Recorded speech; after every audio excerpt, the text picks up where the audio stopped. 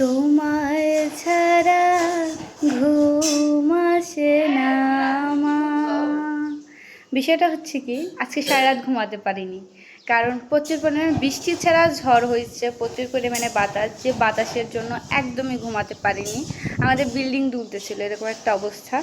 যাই হোক, সকালবেলা বেশ ঘুমাইছে, 4টা-5টার দিক দিয়ে মনে হয় একটু বাতাসটা থামছে, তারপরে ঘুমাইছি। একদিকে হচ্ছে প্রচণ্ড পরিমাণে গরম, তারপরে হচ্ছে প্রচুর পরিমাণে বাতাস, যার জন্য ঘুমাতে পারিনি। আর জানলা সব আটকাই দিয়েছিলাম, না হলে তো ধুলায় হচ্ছে রুম একদম নষ্ট হয়ে যেত।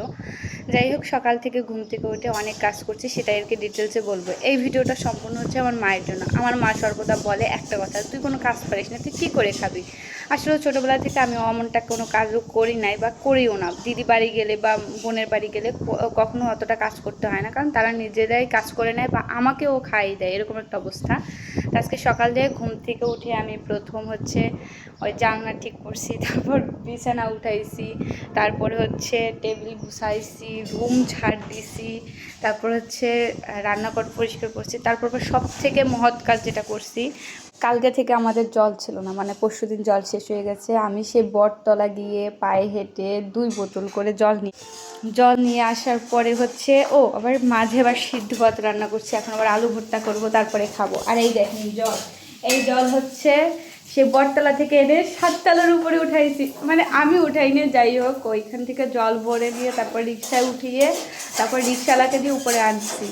কত কষ্ট করে খাচ্ছি। আর আমার মা বলে কি, তুই জীবনে কাজ করতে পারবি না। দেখছো মা কত কাজ করছি, দেখো ভাত রান্না করছি, তারপর আবার এই দিদি এই যে মানে কুমার ভাজি করতেছে, এই কুমার ভাজি খাবো। তা আমি কাজ করতে পারি না, এটা বললে ভুল হবে। আমি করতে পারি কিন্তু করি না। আমি সব কাজ শিখে গেছি, দেখছো। আমি এখন খুব সুন্দর করে বিছানা গুছাতে পারি, দেরি করে ঘুম থেকে উঠলেও নিজে রান্না করে খেতে পারি। এখন আবার হচ্ছে ডিম সিদ্ধ, আলু সিদ্ধ এগুলো ভর্তা করব, তারপরে খাবো। এরকম বলতে হয় না, একদিন না একদিন মেয়েরা সব কাজ করে নেবে। কিন্তু সব থেকে একটা কানেস্টি কথা হচ্ছে, বা একটা আমার অনুভূতির কথাই, আমি আজকে ঘুমাতে গিয়ে কান্না করছি, মানে রাতে ঝড়ের জন্য। এত মানে বৃষ্টি হচ্ছিল, অত রাতে মায়ের কাছে কল করা সম্ভব হতো না। তারপরে হচ্ছে বৃষ্টির জন্য তো মানে পুরো বিল্ডিং দুলতেছিল, প্রচণ্ড পরিমাণে বাতাস, তারপরে এমন একটা গুমগুম আওয়াজ হচ্ছিলো, মনে হচ্ছে কি ওই যে মানে ভূতের ছবিতে যেরকম একটা শব্দ হয়, ওরকম একটা শব্দ হচ্ছিলো, যার জন্য ভীষণ কষ্ট হয়েছে। মায়ের কথা ভীষণ মিস করছে, কারণ ছোটোবেলা থেকে আমি আমার মায়ের কাছে থাকি, আমার মায়ের সাথে মানে ঘুমাই। যাই হোক, কষ্টের একটা রাত কাটালাম, সুন্দর একটা দিন হবে এই প্রার্থনা করি। ধন্যবাদ সবাইকে, সকলে ভালো থাকেন, সুস্থ থাকেন এবং আমার জন্য প্রার্থনা করবেন।